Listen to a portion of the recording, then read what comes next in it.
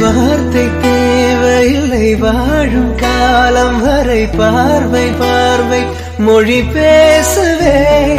நேற்று தேவையில்லை நாளை தேவையில்லை இன்று இந்த நொடி போதுமே